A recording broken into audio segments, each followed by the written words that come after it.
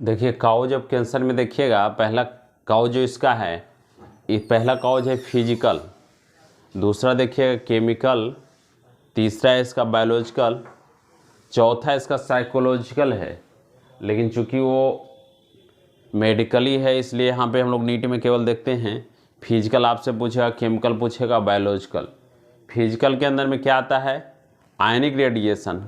कोई एक्सरे देखिएगा कहीं पे अगर पैर फ्रैक्चर किया गया या कुछ ऐसे भी पैथोलॉजिकल एग्जामिनेशन के लिए हम लोग इसका करवाते हैं जांच, एक्सरे की वजह से भी हो सकता है, मे बी। ऐसा नहीं कि सारे एक्सरे होगा तो डेवलप करेगा कैंसर, ऐसा संभव नहीं है। दूसरा आता है नन रेडिएशन, जैसे यूवी रे, अल्ट्रा वायलेट रे जो आ रहा है हमारे ओजोन लेयर की वजह से, तो ये भी अल्ट्रा वायलेट रे जो है हमको वो कैंसर काउज कर सकता है।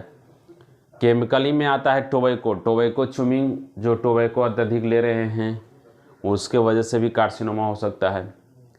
बायोलॉजिकल में वायरस, जैसे ह्यूमन पैपिलोमा वायरस जिसको कि HPV बोलते हैं, दूसरा HBV वायरस है, इसके वजह से भी कैंसर डेवलप कर सकता है। तो और उसके बाद में अगर किसी व्यक्ति को कैंसर हो सकता है तो एज ए फिजिशियन हम लोग क्या करवाते हैं, आप उसके लिए जांच क्या करवाइएगा। पहला है बायोप्सी करवा सकते हैं, दूसरा है हिस्टोपैथोलॉजिकल स्टडी कर सकते हैं।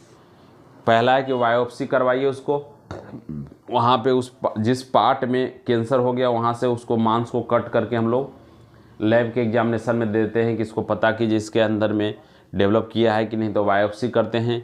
या तो हिस्टोपैथोलॉजिकल स्टडी हम लोग करवाते हैं। दूसरा है रेडियोग्राफिकल यूज ऑफ एक्सरे करवाते हैं, CT स्कैन करवाते हैं, एक सिस्टमेटिक एग्जाम है, उससे भी पता नहीं लगा तो MRI करवाते हैं जो कि मैग्नेटिक रेजोनेंस इमेज है, उससे भी पता नहीं लगता है। Antibody against cancer specific antigen are also use for detection of certain cancer.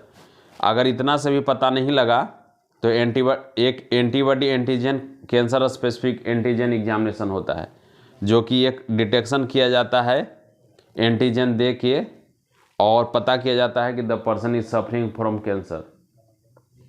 Treatment में क्या है, अगर उस पार्ट में अगर सर्जरी है, अगर किसी पार्ट में कैंसर है तो पहला कोशिश हम लोग करते हैं उसको हटा देने का। अगर वो हटने वाला नहीं, जैसे लीवर है, किडनी है, पैंक्रियाज है, ऐसे कंडीशन में हम पूरा को हटा नहीं सकते हैं क्योंकि उसके बिना तो शरीर रहेगा नहीं। तो पहला प्रोसेस है कि पार्टिकुलर अगर किसी पार्ट में है, मान लीजिए किसी के हैंड में है, किसी अन्य पार्ट में है, तो उसको हम लोग उस पार्ट को केवल रिमूव कर देंगे। दूसरा आता है रेडिएशन थेरेपी दे सकते हैं, जैसे केमोथेरेपी बोलते हैं, केमोथेरेपी दिया जाता है, उसके वजह से इनएक्टिव कुछ समय तक हो सकता है तो होगा।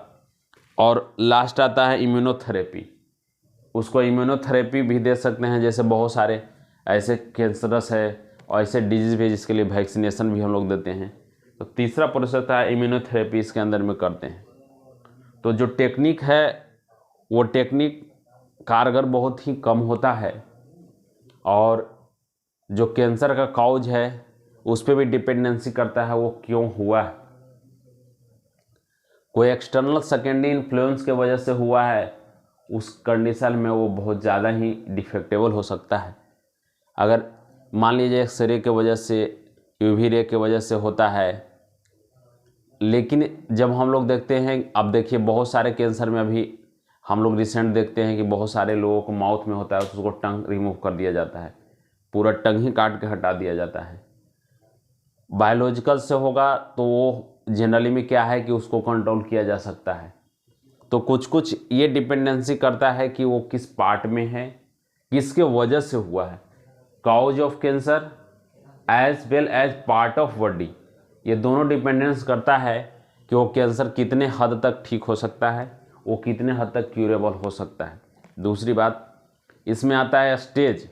अगर किसी को पहला स्टेज में आया, दूसरा स्टेज में आया, लेकिन बहुत ऐसे कार्सिनोमा होता है जो 4th स्टेज में आ रहा है, देन उस कंडीशन में हम लोग ट्रीटमेंट करने के लिए बाध्य हो जाते हैं, हम लोग नहीं कर पाते। वहाँ पे वो कंडीशन ऐसा फैटल हो जाता है जिसके वजह से हम लोग ट्रीटमेंट नहीं कर पाते हैं। तो यही आपका मेन कॉज हो गया, ट्रीटमेंट का क्या प्रोसीड्योर है, और इसमें हम लोग क्या एग्जामिनेशन करवाएंगे, देन डिटेक्ट होगा the person suffering from cancer. धन्यवाद।